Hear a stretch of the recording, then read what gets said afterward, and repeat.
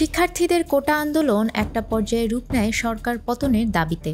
ছাত্র জনতার তোপের মুখে পদত্যাগ করে দেশ ছেড়েছেন শেখ হাসিনা। সংবাদটি প্রকাশ্যে আসার পরই দেশের জনগণ মেতে ওঠেন আনন্দ উল্লাসে। ওই দিনই দেশের বিভিন্ন স্থানে অগ্নিসংযোগ, ভাঙচুর ও হত্যার ঘটনাও ঘটে। সে ঘটনাগুলোর মধ্যে একটি ধানমন্ডি ৩২-এ অবস্থিত জলের গান ব্যান্ডের গায়ক রাহুল আনন্দের বাড়িতে ভাঙচুর ও অগ্নিসংযোগ। এই ঘটনায় গায়কের ৩,০০০-এর মতো বাদ্যসহ বাড়ি পুড়ে ছাই হয়ে গেছে।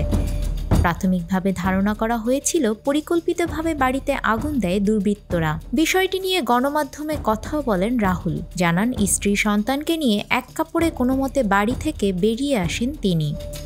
তবে এখন শোনা যাচ্ছে ভিন্ন কথা। রাহুল আনন্দের বাসার উদ্দেশ্য করে কেউ আগুন দেয়নি। ধানমন্ডি ৩২-এ অবস্থিত বঙ্গবন্ধু মিউজিয়ামকে লক্ষ্য করে অগ্নিসংযোগ করে দুর্বৃত্তরা, আর সেই আগুন ছড়িয়ে পড়ে রাহুলের বাসায়। বিষয়টি নিশ্চিত করা হয়েছে জলের গান ব্যান্ডের ফেসবুক পেজ থেকেও।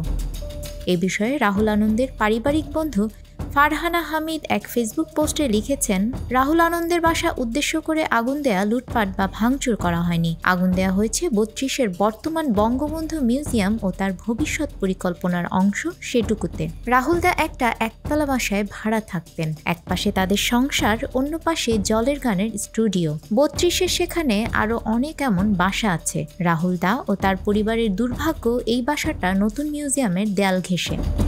তিনি আরও লিখেছেন, রাহুল দাকে উদ্দেশ্য করে আগুন দিলে তারা এই পরিবারকে এভাবে বের হয়ে আসার সুযোগ দিত না। তারা সুযোগ না দিলে সেই বাসা থেকে বের হওয়া অসম্ভব। রাহুলদার বাসার আগুনের সঙ্গে রাহুলদার ধর্ম, বর্ণ, জাত, সংস্কৃতির কোনো সম্পর্ক নেই। তাই এমন গুজব না ছড়ানোর অনুরোধ করছি।